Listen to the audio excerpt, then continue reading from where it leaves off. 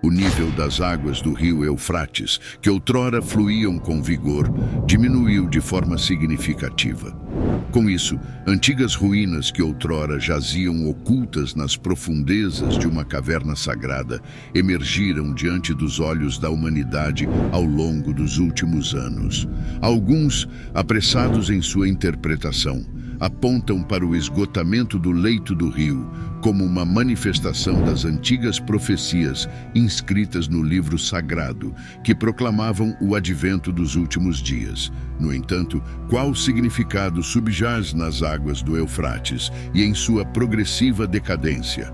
Existem revelações nas Escrituras que lançam luz sobre este enigma.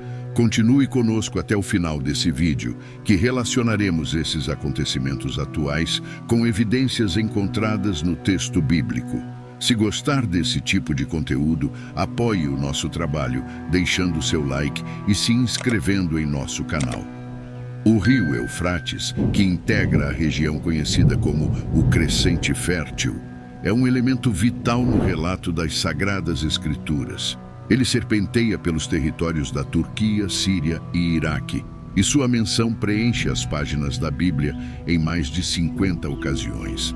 No livro do Gênesis, no relato da criação, somos introduzidos a esse rio singular. Nas palavras inspiradas, é mencionado que o rio Eufrates era um dos 4 rios que fluíam a partir do Éden, o primeiro jardim, conforme registrado em Gênesis capítulo 2, versículos 10 ao 14.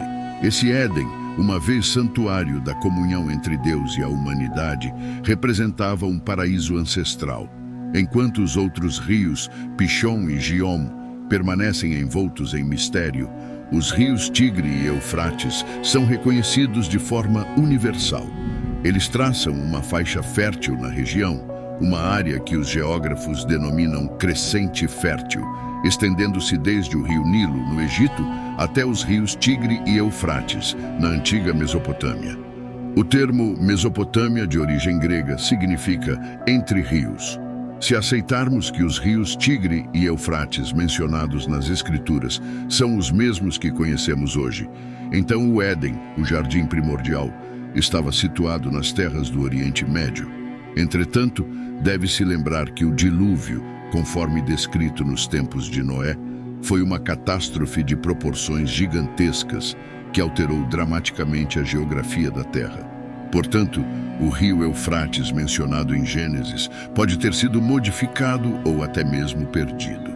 Talvez os rios contemporâneos, como o Eufrates, tenham recebido seus nomes em homenagem a rios que existiram antes do dilúvio, como vemos na atualidade com cidades nomeadas em referência a locais bíblicos, como Belém, na Pensilvânia, nomeada em honra à cidade judaica.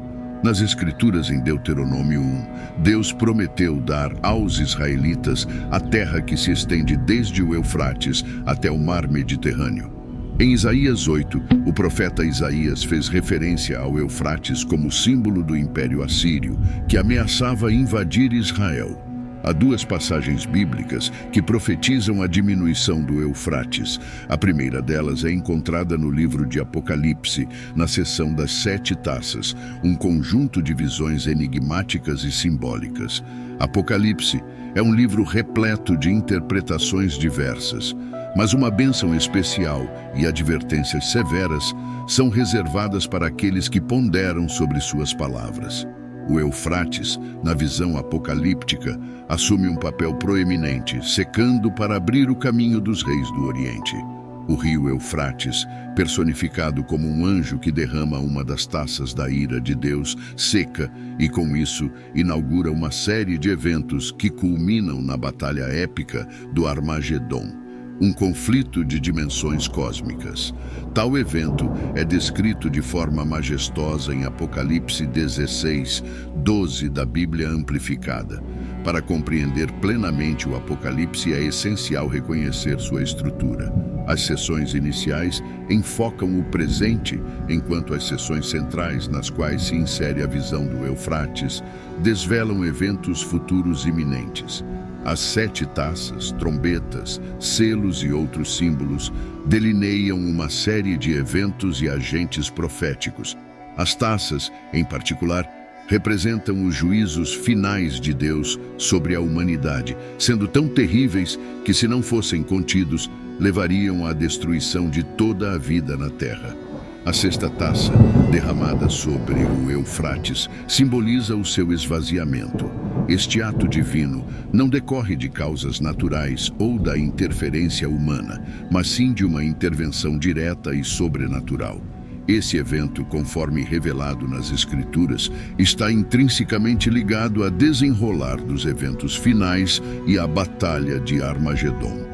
Atualmente, a expressão Armagedon é frequentemente utilizada para descrever qualquer cataclismo de proporções épicas, mas, de acordo com o Apocalipse, se refere ao derradeiro embate entre as forças do bem e do mal, no qual Deus triunfará. Naquele dia, os soberanos da terra se reunirão em um lugar chamado Armagedon, preparando-se para um confronto grandioso. A sequência de eventos simbolizada pelas 7 taças da ira de Deus é uma representação da soberania divina sobre a história e da realização de seu plano redentor para a humanidade. A seca do Eufrates e a abertura do caminho para os reis do Oriente são elementos profundamente enraizados nas visões proféticas das Escrituras. Os antigos romanos, em sua perspectiva estratégica, percebiam o Eufrates como uma defesa natural que resguardava o ocidente dos impérios do Oriente. Esse rio, com seus cerca de 2.900 quilômetros de extensão e largura variável de 274 a 1.100 metros, representava uma muralha significativa contra as vastas potências do Oriente, como a China, a Índia e o Japão, que enfrentavam dificuldades para transpor tal barreira. Há diversas conjecturas acerca do motivo pelo qual esses exércitos do Oriente se dirigem para o Oeste. Uma interpretação comum é que estão respondendo ao chamado do Anticristo, que terá sua sede na Europa. Com o tempo, esses exércitos se unirão em um conflito direto com Deus. Os soberanos da terra se juntarão no lugar denominado Armagedon, como previsto em Apocalipse. Assim, o Eufrates, em sua minguante corrente, desempenha um papel de destaque nas visões proféticas e simbólicas das Sagradas Escrituras, desempenhando um papel fundamental nos eventos que conduzem ao ápice apocalíptico. Isso é um lembrete da seriedade e da importância atribuída às revelações divinas contidas na Bíblia, que trazem bênçãos e advertências a todos os que a contemplam. A maldição pronunciada sobre aqueles que acrescentam ou removem palavras das Escrituras é um testemunho da cautela necessária na interpretação e na disseminação da palavra de Deus, conforme registrado em Apocalipse capítulo 22, versículos 18 e 19. Dessa forma, as águas do Eufrates, os eventos finais e a mensagem das Escrituras nos convidam a refletir sobre o plano divino na história da humanidade e a importância de preservar e interpretar com cuidado as palavras divinamente reveladas. Originária da palavra hebraica Har Megido, que se refere ao Monte Meido, essa batalha crucial é descrita em Apocalipse 16, nos versículos 13 a 16 da Bíblia Amplificada, onde espíritos demoníacos realizam feitos extraordinários para reunir os soberanos e seus exércitos para a guerra no grande dia do Senhor Todo-Poderoso. Isso é claramente uma alusão à reunião das forças das trevas contra as hostes celestiais. Nesse contexto, Jesus retorna, e a batalha que ocorre em Armagedon resultará na derrota completa dos inimigos de Deus, conforme Apocalipse 16, nos versículos 17 a 20. Em Apocalipse 19, nos versículos 11 a 21, é narrada uma batalha final que ocorre no retorno de Cristo, onde ele é descrito como o Cristo vitorioso, triunfando sobre as forças do Anticristo. Muitos interpretam essa como a Batalha de Armagedon, mencionada em Apocalipse 16. Essa passagem de Apocalipse 19 detalha a chegada triunfal de Cristo, montado em um cavalo branco, simbolizando pureza e justiça. Ele é descrito como fiel e verdadeiro, e sua chegada marca o ponto culminante da luta entre o bem e o mal, onde o mal é finalmente derrotado. Suas características, como olhos flamejantes e muitas coroas, enfatizam sua autoridade divina e poder. As coroas reais representam a autoridade e soberania do Cristo vitorioso.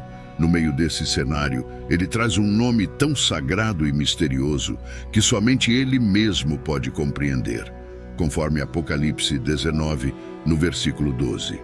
Vestido com uma túnica ensopada de sangue, ele é reconhecido como a Palavra de Deus. Atrás dele, os exércitos celestiais seguem, vestidos de linho fino, puro e resplandecente, montados em cavalos brancos. A espada afiada que sai de sua boca é uma representação da Palavra de Deus, que é poderosa e decisiva, capaz de destruir nações, como está escrito em Hebreus 4, no versículo 12.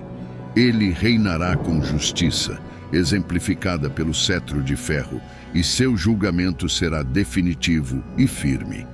O anjo proclamando aos pássaros é uma imagem forte que sugere que o julgamento sobre os ímpios é tão certo que até mesmo as aves são convidadas a participar do banquete que se seguirá, conforme Apocalipse 19, nos versículos 17 e 18.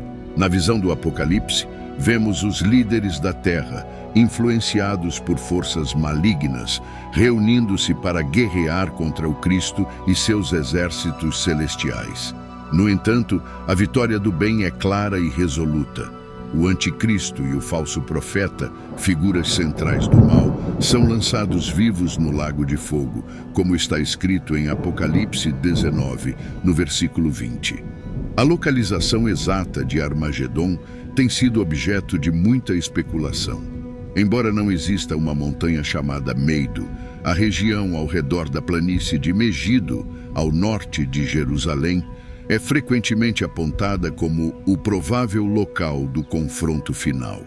Esta área tem uma longa história de conflitos, servindo como palco para batalhas de diversos impérios, de acordo com a narrativa bíblica. Influências demoníacas mobilizaram os soberanos da terra para esse embate final. No entanto, no ápice desse conflito, Jesus Cristo retornará triunfantemente, pousando no Monte das Oliveiras e estabelecendo seu reino milenar na terra, conforme detalhado em Zacarias 14, no versículo 4, e Apocalipse 20, nos versículos 1 a 6. No evento de Armagedon, veremos a justa ira de Deus desencadeada contra as forças do mal, restaurando a justiça e a retidão no mundo. Este não é apenas um conflito terreno, mas uma batalha espiritual e cósmica que determinará o destino da humanidade e da criação. Em resumo, a seca do rio Eufrates e a subsequente batalha de Armagedon estão intrinsecamente ligadas na profecia bíblica. A seca do rio serve como uma preparação, um prelúdio para o grande conflito. Dessa forma, continue conosco e clique nesse vídeo que aparece na tela, que temos mais uma história bíblica que com certeza será de seu interesse. Fique com Deus e te vejo no próximo vídeo.